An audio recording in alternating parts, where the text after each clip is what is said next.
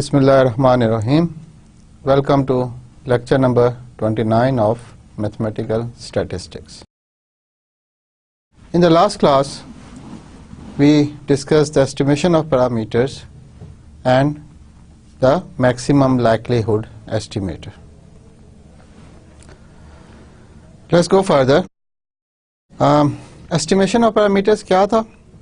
पहले जरा थोड़ा सा रिमाइंडर, क्विक रिमाइंडर कि हमारा कोई भी डेंसिटी फंक्शन हो वो कुछ पैरामीटर्स पे डिपेंड करता है. For example normal distribution depend करती है म्यू और सिग्मा पे.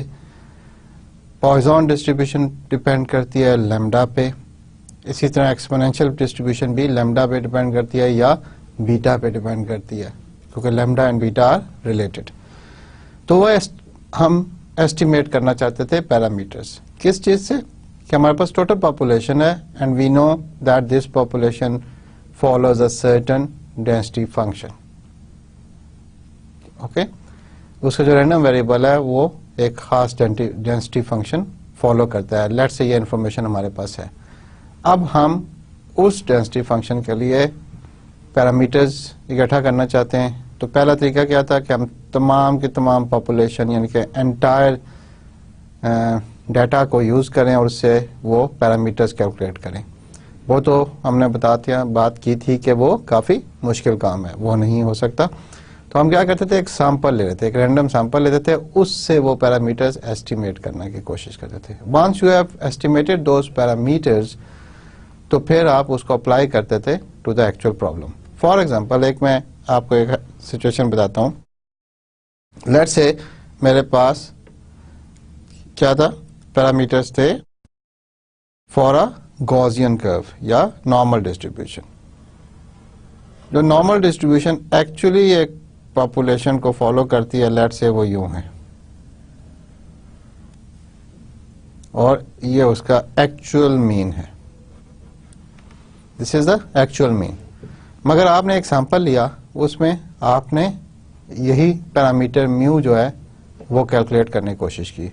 And we assume for the first instant हम एज्यूम कर रहे हैं कि हमारा सिग्मा एग्जैक्टली वही आया जो पहले था, जो ओरिजिनल था. वो जो सैंपल से मीन निकाला वो थोड़ा सा डिफरेंट आ गया.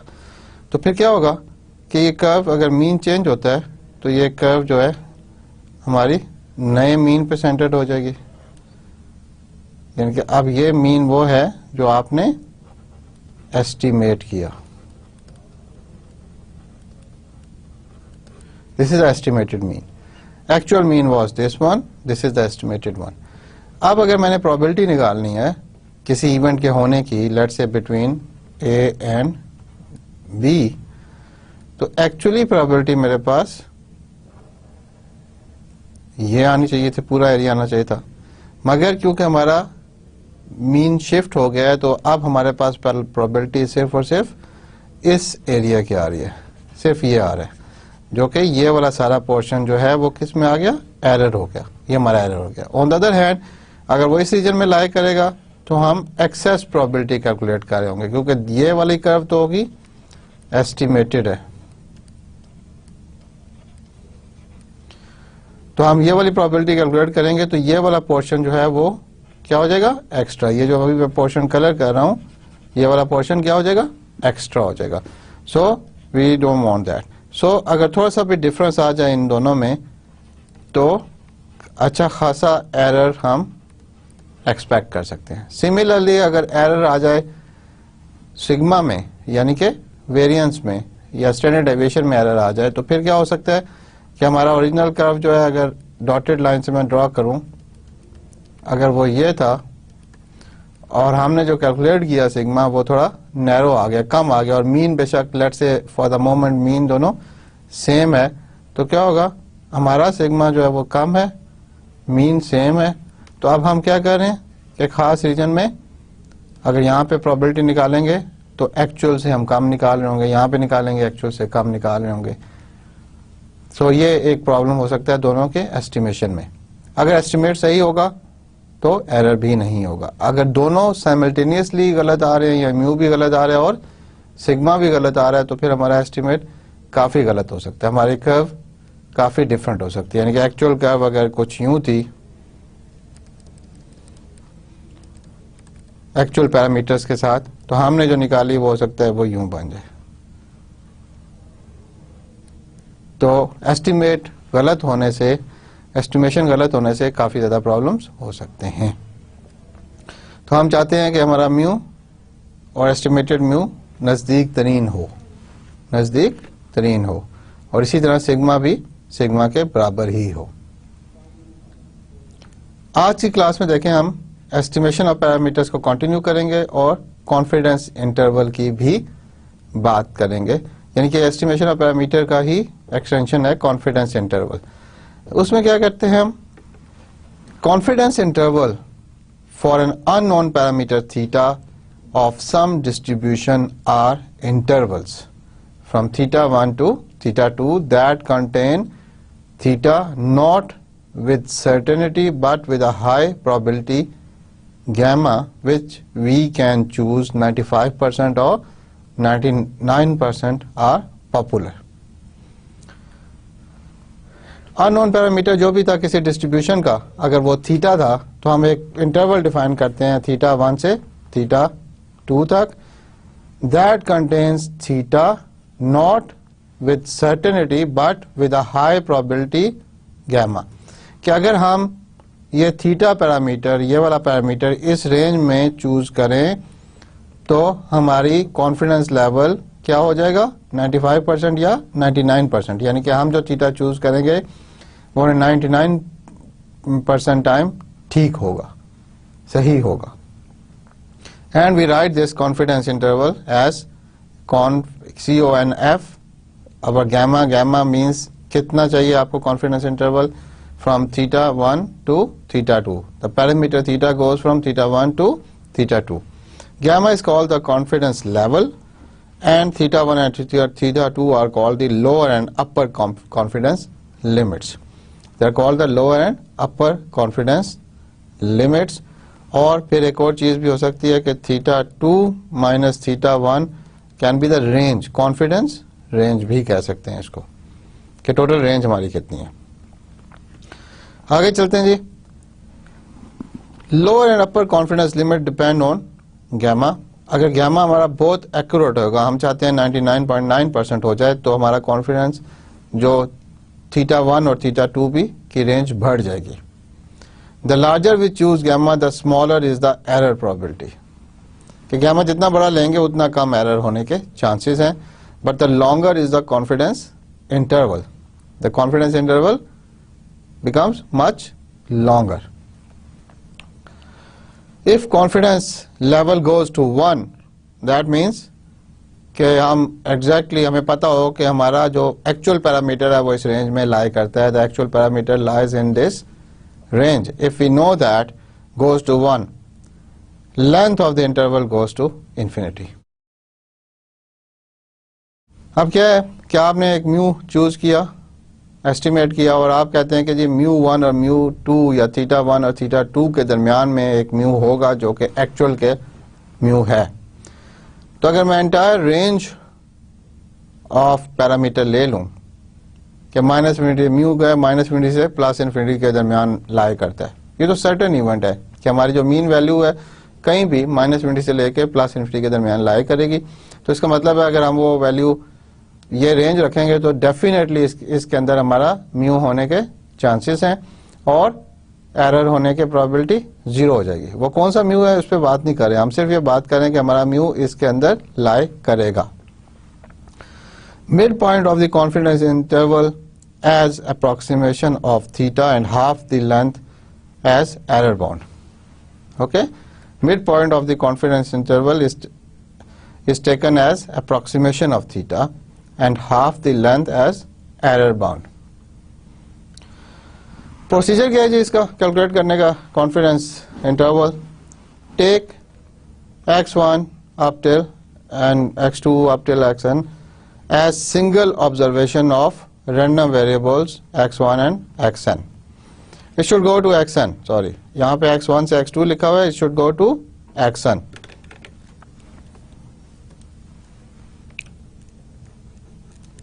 यहाँ पे भी xn है, तो take x1 to xn as single observations of random variables x1 to xn, then theta one is given as theta one as a function of x1 से लेके xn तक and theta two as a function of x1 to xn. In the confidence interval, we observe values of two random variables, theta 1 and theta 2.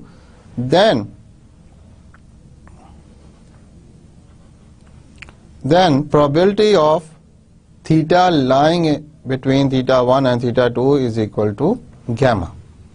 Probability of theta between theta 1 and theta 2 is gamma. तो confidence interval क्या कहता है मुझे कि theta one और theta two के दरमियान होगा, कहीं होगा, और वो हमें देता है कितनी प्रोबेबिलिटी है इसके यहाँ पे एग्जिस्ट करने की. ये है कॉन्फिडेंस इंटरवल का प्रोसीजर. अब प्रॉब्लम ये है कि जैसे हमने पैरामीटर एस्टिमेशन में देखा था कि to estimate a parameter we don't have a single formula for normal distribution. हमारे पास एक पैरामीटर निकालने का तरीका है, फॉर पॉइजन एक डिफरेंट है, फॉर एक्सपोनेंशियल एक डिफरेंट आ रहा है. सिमिलरली कॉन्फिडेंस इंटरवल भी हर डेंसिटी फंक्शन के लिए डिफरेंट तरीके से कैलकुलेट किया जाता है. यहाँ पे हम एज्यूम करें हम गॉसियन से खेलेंगे, नॉर्मल डिस्ट्रीब्यूशन से खेलेंगे, तो confidence interval for mean of normal distribution. अब हम सिर्फ नॉर्मल डिस्ट्रीब्यूशन के मीन का निकाल रहे हैं confidence interval, not the variance, only the mean, and we assume the variance is known to us. We assume that the variance is known to us at the moment. It's assume that variance is known. Step number 1 is choose a confidence level. अभी तक आपको ये confidence level gamma की समझ नहीं आई होगी, थोड़ी देर में आपको पता चल जाएगा what it means. Don't worry. अभी अगर एज्यूम करें कि हम एक चूज कर लेते हैं गैमा कि हमें 95% एक्यूरेसी चाहिए, 99% चाहिए, और द लाइक 96% चाहिए. Determine the corresponding C. Now what is C? That's important. हम किससे खेल रहे हैं? अभी हम जो यूज कर रहे हैं डेंसिटी फंक्शन वो है normal density function. Normal standard normal density function आपको याद होगा. स्टैंडर्ड नॉर्मल डेंसिटी फंक्शन वो क्या था कि उसका मीन था 0 पे और वेरिएंस थी उसकी 1. Sigma was equal to 1. अब अगर मैं कहूं कि I want to lie in the region where I get 90% probability, 0.9 probability, तो 0.9 प्रोबेबिलिटी क्या होगा? ये अगर C है तो दिस विल बी माइनस सी. तो टोटल जो प्रोबेबिलिटी है वो इसके अंदर कितनी आनी चाहिए? 0.90. इसके अंदर आनी चाहिए 0.90. सो when I say gamma is 0.90, then C I can find from here, which is it gives me the probability of existence as 90%. वो 1.645 आता है. और ये कैसे निकालेंगे? If you remember how we used to do it, it will be yes f at c, या जिस तरह आपने लिखना सीखा था उस वक्त, f at g less than equal to c minus f at g less than equal to minus c should be equal to 0.9. okay, should be equal to 0.9. तो आप इसको निकाल सकते हैं. उसका तरीकाकार बड़ा सिंपल था. टेबल से हम देखते थे और हम सी की वैल्यू निकाल लेते. और अगर आप सी की वैल्यू इधर से निकालें तो वो आती है 1.645.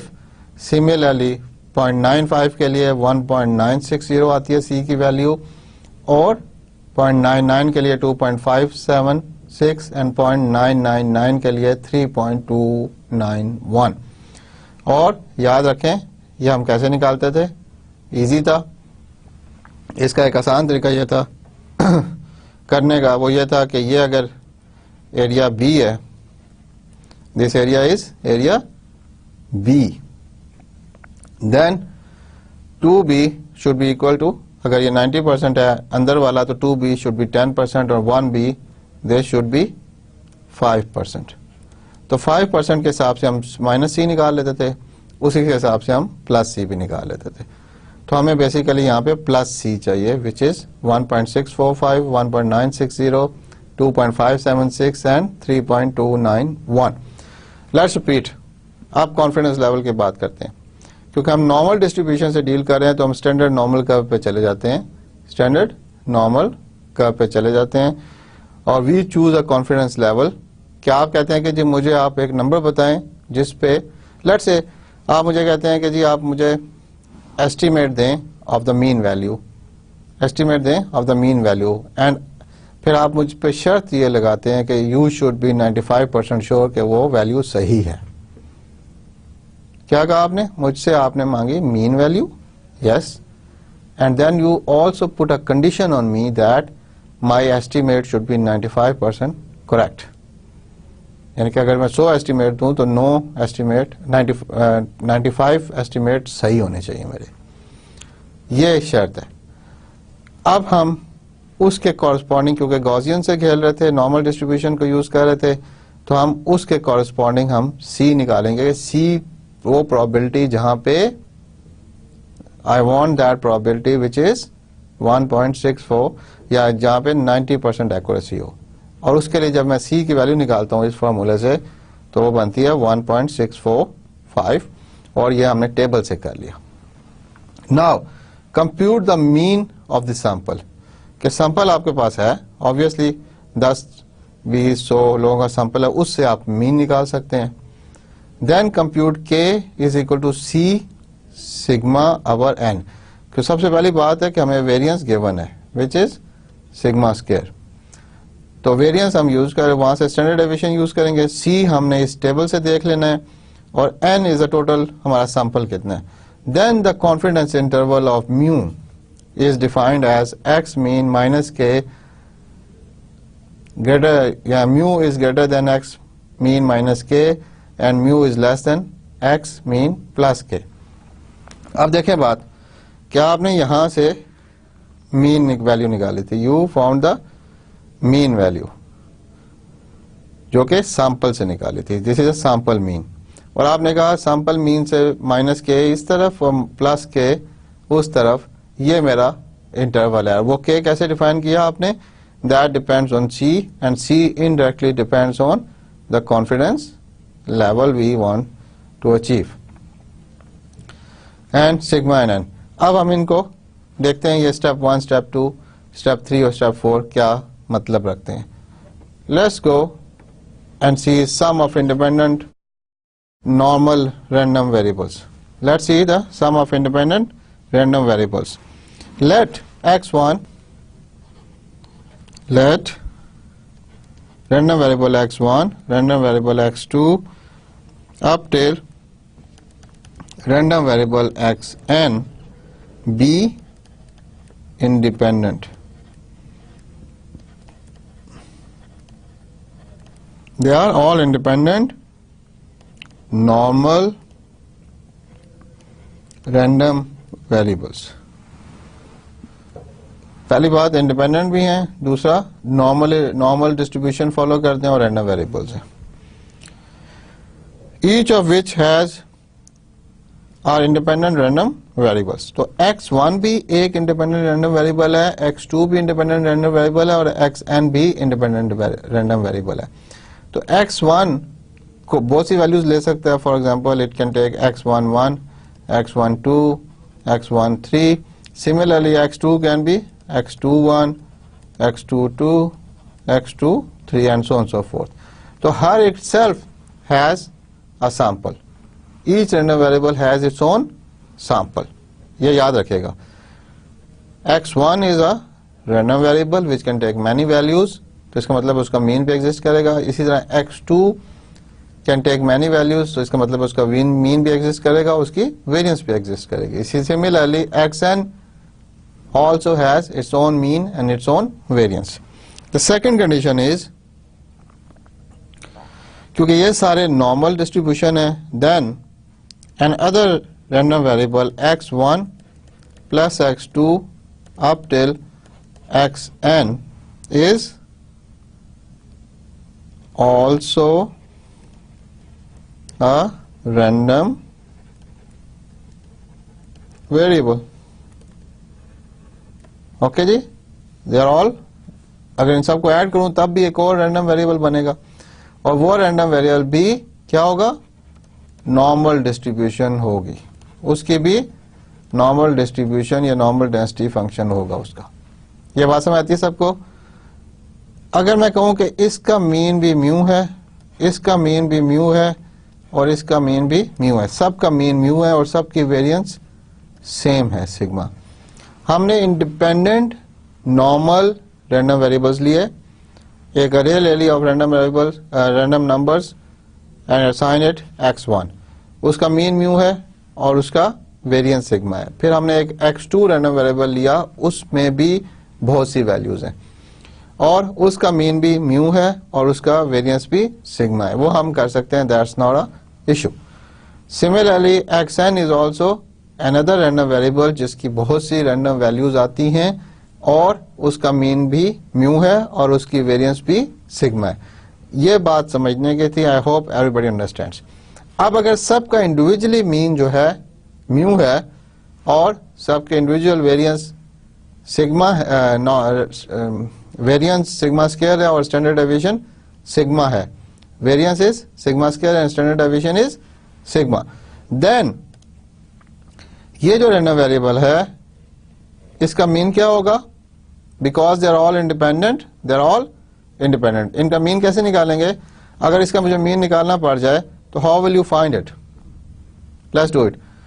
के आई multiply this whole thing x1 plus x2 plus x3 up till yes xn, then the density function which is normal density function and dx। जब हम ये करेंगे तो ये इंटीग्रल हर एक पे अलग-अलग आएगा, तो क्या आएगा x1 fx dx plus x2 fx dx and so on so forth। इसका मीन भी म्यू आएगा क्योंकि ये हमें पता है x1 का मीन म्यू था, x2 का भी म्यू आएगा, इसी तरह करते करते xn का भी म्यू आएगा और टोटल जो ऐड करेंगे इनको तो n म्यू बन जाएगा, क्योंकि n रैंडम वेरिएबल्स थे तो total mean is n mu. I hope you understand this, that's the, इन सब का मीन निकालना है, इसका एडिशन का मीन निकालना है, तो वो सारे मीन्स ऐड हो जाएंगे इंडिविजुअली। सिमिलरली इस एडिशन का जब वेरिएंस निकालेंगे हम, क्योंकि ये सारे के सारे क्या हैं, इंडिपेंडेंट रैंडम वेरिएबल्स हैं, they are all independent random variables, तो इनके प्रोडक्ट तो इंडिपेंडेंट वेरिएबल्स हैं, इंडिपेंडेंट रैंडम वेरिएबल्स हैं, सो दैट मीन्स इनका वेरिएंस भी जो होगी will be n sigma square. इसी तरह जिस तरह से मैंने ये मीन किया, इसी तरह से आप वेरिएंस के फार्मूले में भी डालें तो ये सारे इंडिविजुअली वेरिएंसेस ऐड हो जाएंगी और n सिग्मा स्क्वायर बनेंगी। और ये किसकी वेरिएंस है, this is for the sum x1 plus x2 up till xn, random variables को ऐड करें तो ये मीन और ये वेरिएंस बनती है। Now let's define a mean of this, कि मैं कहता हूं एक और random variable which is x mean, we define another random variable x mean which is 1 over n x1 plus x2 plus x3 up till xn। जरा गौर से देखिएगा, इसको मैं लेट से कहता हूं कि ये रैंडम वेरिएबल y था, तो ये जो मीन है, ये वाला mean, that is mean of y, this is variance of y। अब मैंने एक और रैंडम वेरिएबल डिफाइन किया जिसमें मैंने 1/n से डिवाइड कर दिया, जिससे मैंने क्या किया, 1/n से डिवाइड किया हुआ है। अब एक्सपेक्टेड वैल्यू या mean of this random variable is equal to n mu, क्योंकि 1/n तो एज इट इज रहेगा और इस पूरे का मीन ऑलरेडी मुझे पता है विच इज n न्यू, तो will be mu. And similarly variance of x mean, यानी कि ये एक रैंडम वेरिएबल था, x bar is the another random variable. आप इसको मीन ना समझे, आप समझें कि ये एक रैंडम वेरिएबल है जिसके ऊपर लाइन पड़ी हुई है और 1/n से ये मल्टीप्लाई हो रहा है। यहां तक बात याद रखें। देन इसके वेरिएंस क्या होगी, क्योंकि 1/n से कोई फर्क नहीं पड़ता, वो सिर्फ मल्टीप्लाई हो जाता है।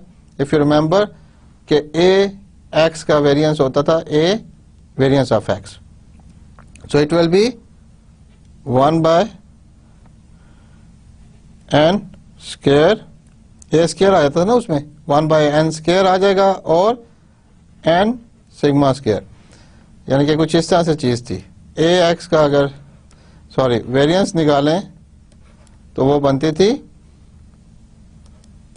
a square into variance of x, ये चीज बनती थी। तो यहां पे हम एग्जैक्टली वही चाह रहे हैं, 1/n स्क्वायर कर दिया और इसकी वेरिएंस जो थी वो n सिग्मा थी, तो ये 2 और ये n काट गया, तो ये बना sigma square by n। Variance of x is sigma square by n। Mu भी निकाल लिया और सिग्मा स्क्वायर बाय n भी हमने कैलकुलेट कर लिया। अब हम एक z वेरिएबल डिफाइन करते हैं। वी डिफाइन अ स्टैंडर्ड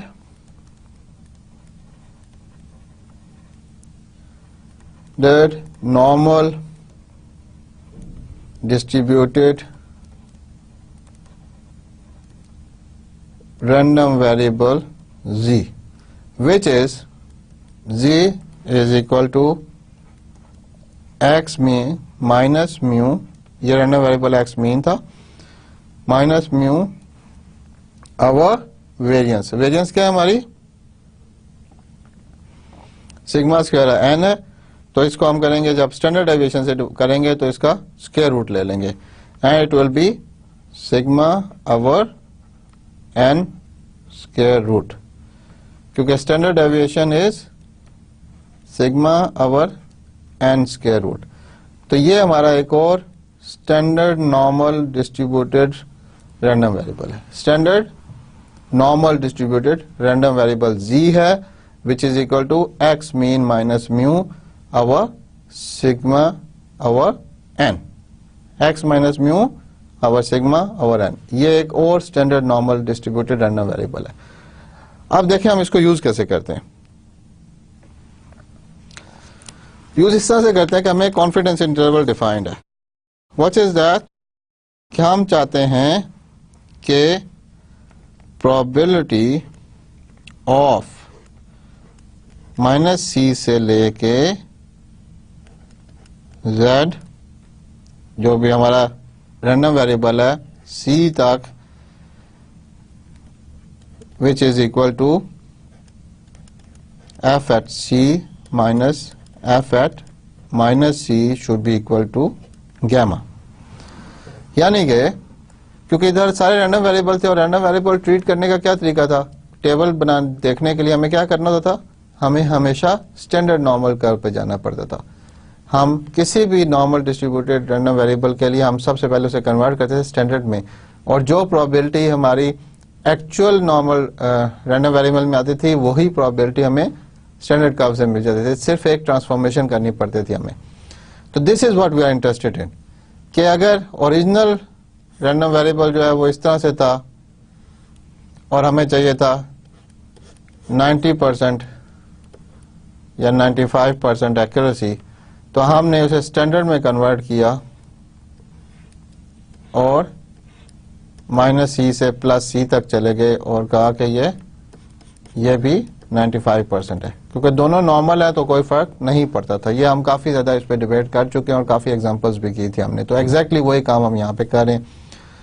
अब z की वैल्यू जो थी वो आप देखें क्या होती, it was probability of -c, yes, z was an x minus mu our sigma our n square root less than c। ये अब इक्वेशन है, इनइक्वालिटी हम सॉल्व कर लेते हैं। और इसको कैसे सॉल्व करेंगे, हम दोनों साइडों पे सिग्मा बाय n से मल्टीप्लाई कर लेते हैं। So we get probability of -c sigma by n x minus mu and yes c sigma by n under root square root of n। ये हो गया। अब इसमें हम x जो है दोनों तरफ ऐड कर दें, यानी कि पहले हम इसे नेगेटिव से मल्टीप्लाई करें। अगर एक -1 से मल्टीप्लाई करते हैं पूरी इनइक्वालिटी को तो ये क्या बन जाएगी, c sigma by n square root. तो नेगेटिव से करते हैं जब भी तो ये साइन फ्लिप हो जाता है, and it will B mu minus x, इसको माइनस से मल्टीप्लाई करेंगे तो म्यू पॉजिटिव हो जाएगा, x मीन माइनस हो जाएगा, and it will B minus c sigma by n। और अब इसमें दोनों साइडों पे x ऐड कर दें, तीनों साइडों पे x ऐड कर दें तो it will be what, probability of x plus c sigma by n yes greater than mu, and mu is greater than equal to x minus c sigma by n। और थोड़ा सा और इसे rearrange करें, क्योंकि अब इस रेंज से इधर जा रहा है तो हम इस राइट हैंड साइड वाले को लेफ्ट हैंड साइड पे ले जाते हैं। तो लिखते हैं probability of x minus c sigma by n से बड़ा है हमारा म्यू एंड लेस देन है x plus c sigma by n से, and we say it is equal to x mean minus k mu less than x mean plus k, and k is defined as c sigma by n, and k is defined as c sigma by n। तो यहां से आप k की value निकाल के इसमें डाल दें तो आपको म्यू की इंटरवल मिल जाएगा। अब x मीन क्या था, वो मीन वैल्यू थी जो हमने कैलकुलेट की। Let's go back to the original formula. Choose the interval level gamma 95%, 99% और like this. Determine the corresponding value of c, वो आपने उस टेबल से देख ली। Compute the mean x of the sample से जो हमने मीन निकाला वो ये आ गया। क्योंकि तमाम सैंपल्स का मीन सेम था तो हमने भी उसी तरह निकाल लिया सैंपल का मीन, कोई प्रॉब्लम नहीं बनी हमारे लिए। And compute k which is c sigma over n square root. ये हमने अभी k हमने देखा कि ये कैसे निकालते हैं, बड़ा सिंपल था। The confidence interval of mu is this thing. अब आप एक चीज में देखें, मैंने यहाँ पे यूज की है नेक्स्ट स्लाइड में, कि हमने जो x मीन था यहाँ पे ये वाला ये फंक्शन, क्योंकि तमाम का मीन सेम था, म्यू था, तो इसका मीन भी वही होगा। अब बेसिकली ये फिलॉसफी क्या है, फिलॉसफी ये है कि टोटल पॉपुलेशन से आपने एक सैंपल उठाया, वो एक सैंपल क्या था, x1 है। एक सैंपल उठाया 200 लोगों का। हमने हाइट ऑफ द स्टूडेंट्स की एग्जांपल को हम डिस्कस कर रहे थे in the previous lectures as well, कि हमारे पास स्टूडेंट्स हैं 21 साल उम्र है उनकी, हम चाहते हैं कि हम सबकी हाइट मेजर करें। तो वो एक रैंडम वेरिएबल है, पूरे पाकिस्तान में हमने किया। हमारे पास एक सिग्मा आ गया और एक म्यू आ गया। अब हम म्यू एस्टिमेट करना चाहते हैं from a sample. Let's say we take 200 students और हम उनसे म्यू कैलकुलेट करते हैं, यानी कि मीन वैल्यू कैलकुलेट करते हैं। तो आइडियली क्या होना चाहिए, अगर ये ग्रुप रैंडम है, रैंडमली सिलेक्टेड है, तो ये म्यू और एक और ग्रुप मैं रैंडमली सिलेक्ट करूं उसका भी म्यू और एक और ग्रुप रैंडमली सिलेक्ट करूं, वो सारे म्यू सेम होने चाहिए। ओके, और वो किसके बराबर होने चाहिए, पॉपुलेशन के बराबर। तो ये हमारी एजम्पशन जो थी कि ये तमाम म्यू सेम है, वो गलत नहीं थी। तो इसीलिए हमने एक मीन वैल्यू कैलकुलेट की, एक्सपेक्टेड वैल्यू की, वो म्यू थी, वो कैलकुलेट कर ली, and so on so fourth. तो अब हम किसी एक सैंपल से जो मीन निकालेंगे that will be x mean, जो कि हम अपने फॉर्मूला में यूज कर सकते हैं, जो यहां पे मैंने लिखा हुआ है लास्ट लाइन पे, कि probability of interval would be x mean minus के अवर 2 एक्स मीन प्लस के। ये हमारा हो गया प्रोबेबिलिटी। तो नेक्स्ट चलते हैं, इसको अप्लाई करने की कोशिश करते हैं. How to apply it. Determine a confidence 95% confidence interval for the mean of a normal distributed with variance 9 using a sample n is equal to 100 values with mean mu. तो ये हमारे पास कुछ डाटा आ गया. पहली बात, डिटरमिन अ 95% कॉन्फिडेंस लेवल. तो gamma is 95% confidence interval. Variance जो है हमारे पास sigma square is equal to 9, that means sigma is equal to 3, उसका स्क्वायर रूट लेना है. और n is equal to 100 values and mean is equal to 5. x mean is 5. ये हमारे पास डाटा आ गया. अब 95% के कॉरेस्पॉन्डिंग, उसका मतलब क्या था कि आपका जो नॉर्मल कर्व है, इस तरह से हमने वो सी निकालना है स्टैंडर्ड नॉर्मल कर्व से जिसके अंदर 95% ऑफ द एरिया हो या 95% प्रोबेबिलिटी हो. इसके लिए जब सी कैलकुलेट किया जाए, वो टेबल में भी गिवन था, मैं दोबारा आपको टेबल भी दिखा देता हूँ एक दफा. जो टिपिकल वैल्यूज है वो ऑलरेडी लिखी हुई है यहाँ पे इस टेबल में. C इज इक्वल टू 90% के लिए 1.645 एंड 95% के लिए 1.960. It is 1.960. उसका दूसरा तरीका करने का यह है कि आप, ये 95% है, इसका मतलब है ये भी 2.5% है क्योंकि सिमेट्रिक कर्व होती है, और यह भी 2.5% है. सो इस पॉइंट C से पीछे पीछे टोटल जो है वो है 97.5%. That is 0.975. Got my point कि इन दो सीज के दरमियान में 95% एरिया है. इस सी से ऊपर भी 2.5% होगा, इससे भी 2.5% होगा, तो टोटल कितना हो गया 2.5 plus 95 plus 2.5 is 100.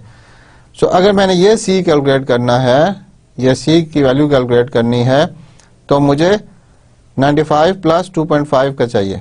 So I need to find F of या probability of z less than equal to c which is equal to 0.975. और ये आप स्टैंडर्ड नॉर्मल कर्व से देख सकते हैं, और स्टैंडर्ड नॉर्मल कर्व से जब देखेंगे तो वो बनेगी 1.960.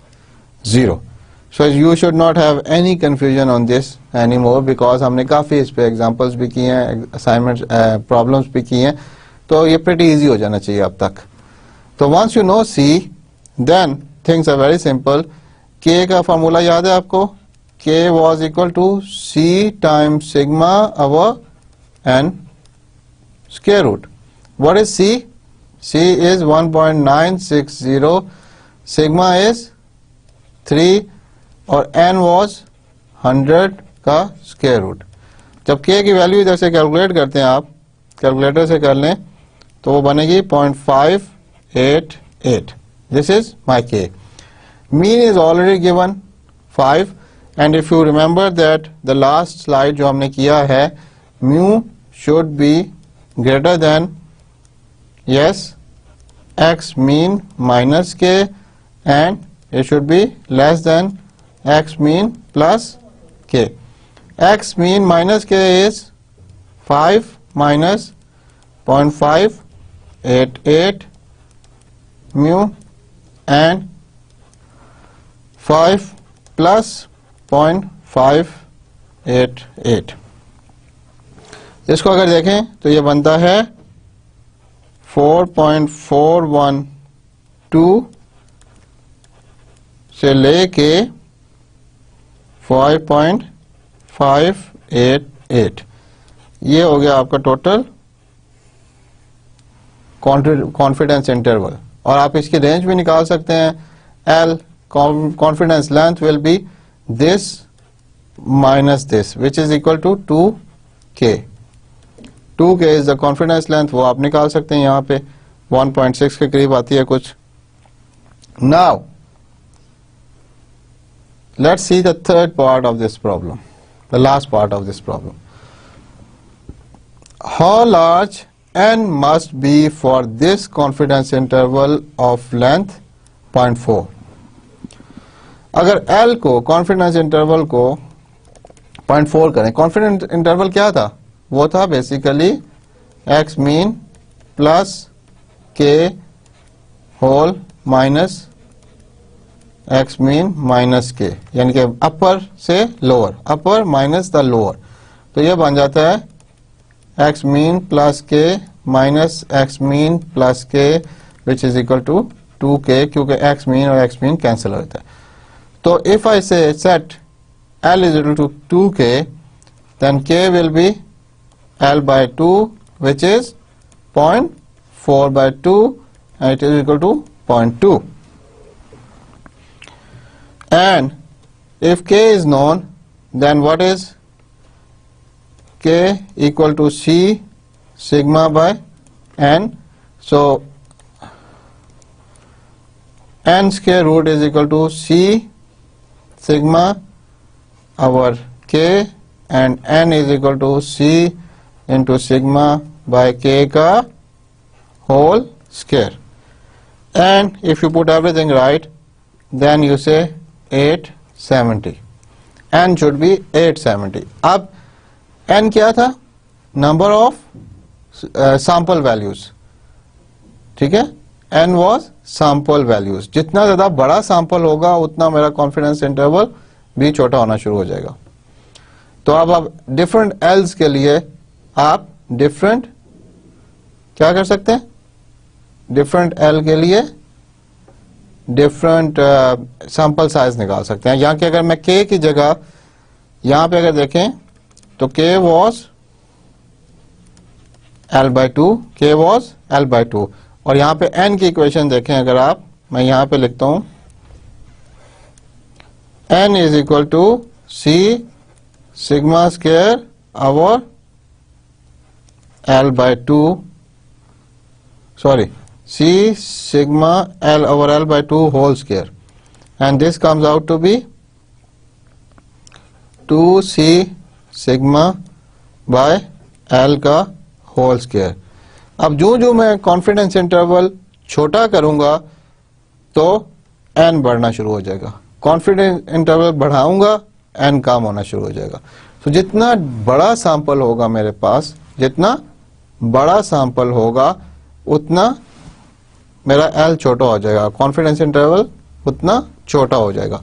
और ऑब्वियसली अगर एंटायर पॉपुलेशन होगी कि n is the entire population, तो उस केस में हमारे पास एक सिंपल वैल्यू आ जाएगी, वही मीन आ जाएगा जो कि एस्टिमेट कर रहे हैं. So this is how you can interpret it. तो इस पे भी सोचिएगा. नेक्स्ट चलते हैं जी एक और एग्जांपल पे. Height of 100 male students from 1456 students has estimated mean, यानी कि टोटल स्टूडेंट्स जो थे मेरे पास वो थे 1456 स्टूडेंट्स थे. 100 मेल स्टूडेंट्स की हाइट जो है का मीन जो है which is x mean is equal to 67.45 inches and variance sigma square is equal to 2.39 inches. Find gamma is equal to 95% and gamma is equal to 99% confidence intervals. यानी कि इन दोनों के लिए मुझे confidence intervals निकालने हैं for estimation of the mean height. मैं इसको उतनी डिटेल में तो नहीं करूंगा, बट यहां से अगर सिग्मा निकालेंगे स्क्वायर रूट करने से लिए तो वो आ जाएगा 1.54. गैमा अगर टेबल में से देखेंगे, जो हमने टेबल दिया था कॉन्फिडेंस इंटरवल कैलकुलेट करने के लिए, तो 95 पे सी कम्स आउट टू बी 1.96 और गैमा 99 पे सी का आता था तकरीबन 2.576. Yes, it was 2.576. Now I can find k for this one. K was equal to c sigma by n, which is c is what? 1.96 into sigma is 1.54 over 100 का square root 10, और यहाँ पे जो k आएगा दूसरे case में वो आएगा c again is in this case is 2.576 and sigma is again 1.54 divided by 10. ये दोनों, ये K1 में कह देता हूँ इसको और ये K2. This is gamma 1, this is gamma 2, this is C1, this is C2. ये दोनों निकाल सकते हैं आप यहाँ से. K1 जो आएगा आपके पास 196 के लिए it is coming out to be 0.30. So mu क्या है, x माइनस k से लेके x प्लस k तक, और इट इज मीन एवरेज दी हुई हमें 67.45 minus k which is 0.30 mu and 67.45 plus 0.3. इसको सॉल्व करें अगर तो ये बनता है 67.15 से लेके 67.75 तक. आप यही एग्जैक्टली K2 के लिए भी कर सकते हैं. ये वैल्यू निकालें और इसको आप सॉल्व कर लें तो ये दूसरा K2 आ जाएगा. अब आपको पता चलेगा कॉन्फिडेंस इंटरवल कैसे कैलकुलेट किया जाता है.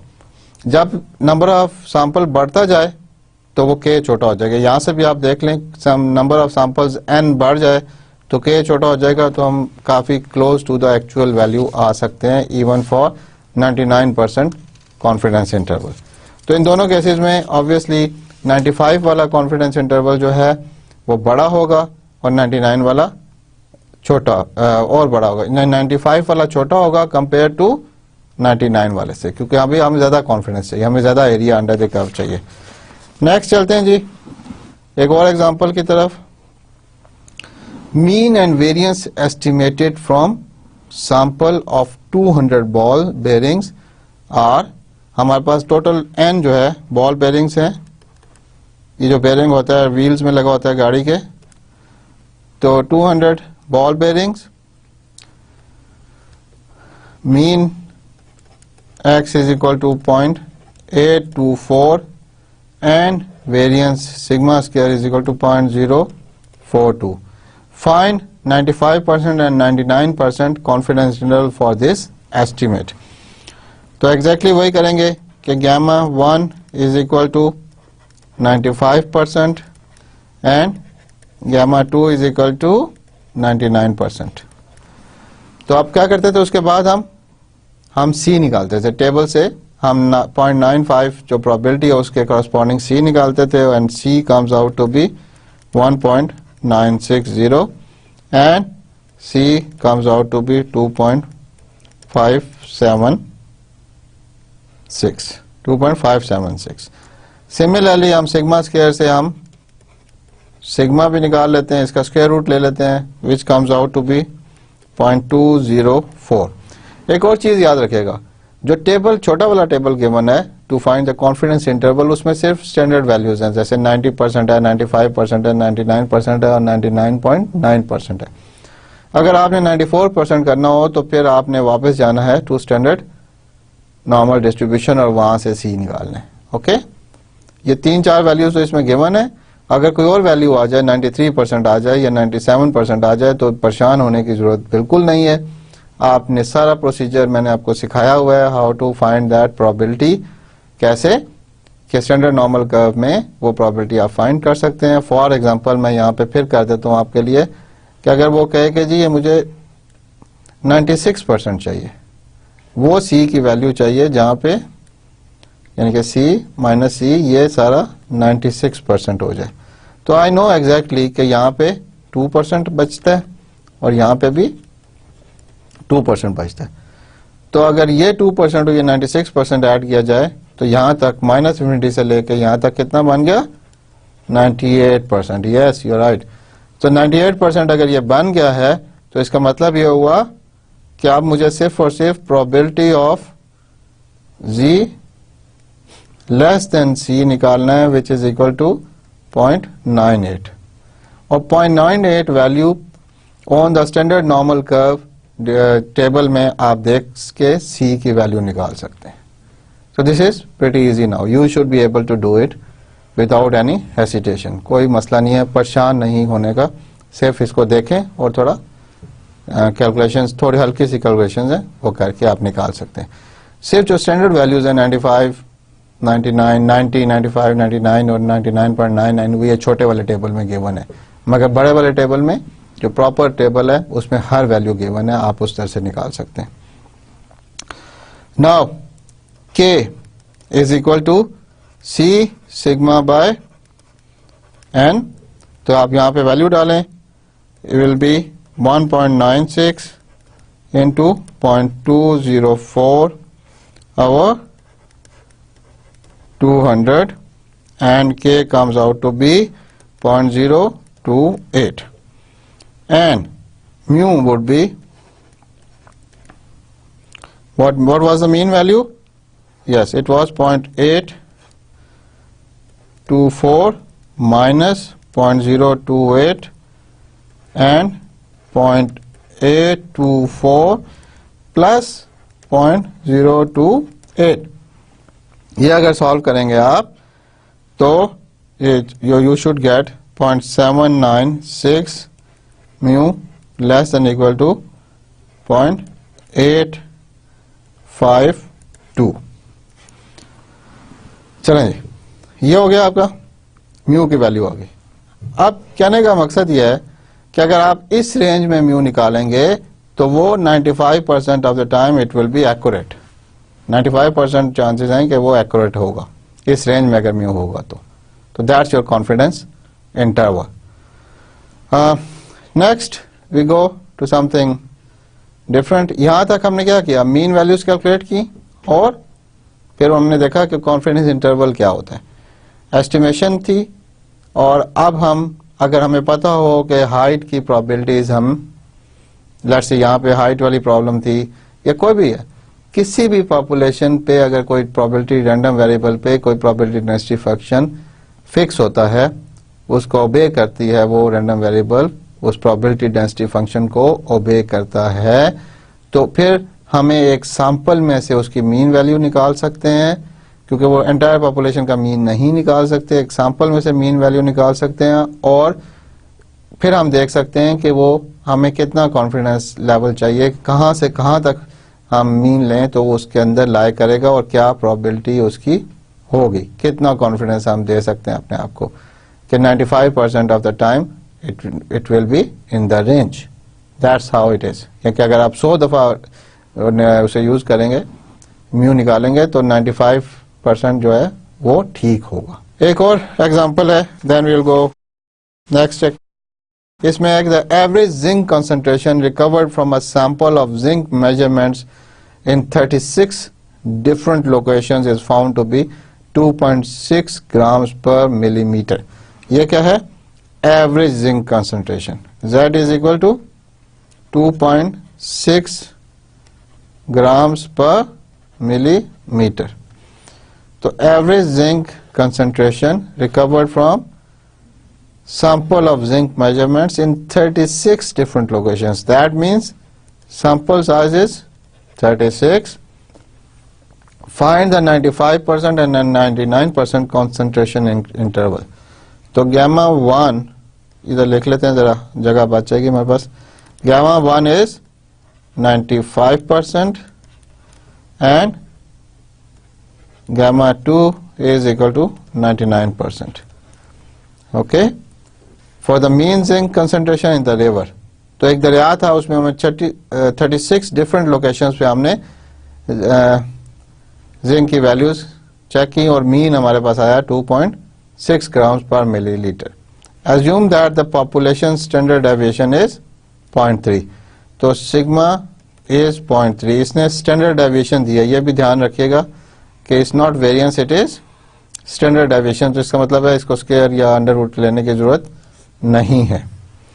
यहाँ पे सी तो अभी याद हो जाना चाहिए हमें, वो क्या था? यस, इट वाज 1.96 और यहाँ पे सी क्या था 99 के लिए? 2 पॉइंट टेबल से देख के बता दें 2.575 है. And then I can define my K which is C sigma over N, और यहाँ पे भी ये K1 कह देते हैं, इसको C1 कह देते हैं, जस्ट टू डिफ्रेंशिएट। ये C2 है और ये K2 is equal to, yes, will be C2 sigma over N factorial. K1 की वैल्यूज डालें, अगर सारा कुछ C1 की वैल्यू डालें, सिग्मा की डालें और n की डालें, तो वो बनती हैं 1.96 इंटू 0.3 ओवर 36 का अंडर रूट 6। यहाँ पे बनती है K2 की वैल्यू 2.575 इंटू 0.3 ओवर 6। तो इन दोनों को अगर सॉल्व करें, इसको सॉल्व करेंगे तो म्यू आएगा आपका 2.50 से लेके 2.70, और यहां पे म्यू आएगा व्हाट 2.47। ये कैलकुलेशंस मैंने की हुई हैं कैलकुलेटर से, ऑब्वियसली ये डेसिमल्स वाली जरा मुश्किल हो जाती हैं जुबानी करना, एंड लेस देन 2.73। यहाँ पे जो चीज मैं हाईलाइट करना चाह रहा था, जिस वजह से एग्जांपल की गई है, वो क्या है कि यहाँ पे टोटल रेंज देखें तो 0.2 आती है, तकरीबन 0.2। 2.70 से माइनस करें 2.5 तो 0.2 बन जाता है, और यहाँ पे करें अगर तो टोटल L जो बनता है L2, और ये पहला वाला था L1, अगर L2 को देखूं तो 0.73 और 0.47, तो ये 0.26 बनती है, आई थिंक, यस, 2.73 2.47, 13 में से 7 6 और 6 में से 4 2, तो 0.26। तो जो मैंने कॉन्फिडेंस लेवल बढ़ाया, यानी कि 95 से 99% पे चला गया, तो मेरी लेंथ इंटरवल की भी बढ़ गई, 0.2 से शुरू हुई और 0.26 तक चली गई, तो लेंथ बढ़ती जाएगी। हम जितना एक्यूरेसी बढ़ाना चाहते हैं उतनी हमारी लेंथ बढ़ जाएगी। That's how we find the confidence intervals. So आज के लेक्चर में मैंने आपको estimation of parameters, confidence interval बताया, सेंटर लिमिट थ्योरम जो है वो बताना था, बट मैंने एग्जांपल ज़्यादा दी, तो इसलिए अब नेक्स्ट लेक्चर में सेंटर लिमिट थ्योरम से शुरू करेंगे। बट कॉन्फिडेंस इंटरवल को अब काफ़ी ज़्यादा एग्जांपल्स किए हमने, उसके डेरिवेशंस भी कर लिए हमने। हर पॉइंट जो कॉन्फिडेंस इंटरवल कैलकुलेट करने के लिए ज़रूरी है, हमने उसको स्टडी किया है। हर पॉइंट जो कि कॉन्फिडेंस इंटरवल को देखने के लिए है, हमने उसको स्टडी किया, उसको प्रूव किया, अपने आप को कन्विंस किया, और फिर हमने उसको अप्लाई किया on different examples. Centre limit theorem is will be for the next lecture, and then references are probability and statistics for engineers and scientists by Walpole, and then also advanced engineering mathematics by Erwin Krzyk। तो ये दोनों books मैं use कर रहा हूँ for this topic. Estimation का topic मोर और less it's covered now, estimation का टॉपिक इज कवर्ड। अब नेक्स्ट लेक्चर्स में हम सेंटर लिमिट थ्योरम से शुरू करेंगे एंड विल गो फर्दर। एक और चीज याद रखिएगा कि हमने प्रोबेबिलिटी के तकरीबन सारे एस्पेक्ट्स अभी तक कवर कर चुके हैं। हमने नंबर्स से मीन निकालना, मीडियंस निकालना, वो भी देख लिया। रिव्यू एक्सरसाइजेस में आपको बता भी देंगे जब हम रिव्यू करेंगे हमने क्या कुछ पढ़ा है। बट उसके बाद हमने डिस्ट्रीब्यूशन प्रोबेबिलिटी असाइन कैसे की जाती है, probability, different probability, density functions, distribution functions discuss किए। फिर हमने देखा कि उनके पैरामीटर्स को कैसे इस्तेमाल किया जाता है, पैरामीटर्स कैसे इस्तेमाल होते हैं, उससे कैसे डेंसिटी चेंज होती है, और फिर वो पैरामीटर्स एस्टिमेट कैसे किए जाते हैं। तो मोर और लेस हमने तकरीबन प्रोबेबिलिटी के सारी चीज़ें जो है प्रोबेबिलिटी से रिलेटेड या स्टैटिस्टिक्स से रिलेटेड सारे टॉपिक्स हमने कवर कर लिए। एक आध टॉपिक है जो हम नेक्स्ट लेक्चर में देखेंगे, which is how to curve fit, यानी कि हमारे पास डाटा हो, हम उसको कैसे कर्व फिट करते हैं, डाटा को देखते हैं कि आपस में कितनी डिपेंडेंस है एक डाटा की दूसरे डाटा से। तो इंशाल्लाह सी यू नेक्स्ट लेक्चर। अपना ख्याल रखिएगा। Thank you very much and have a good day. Thank you.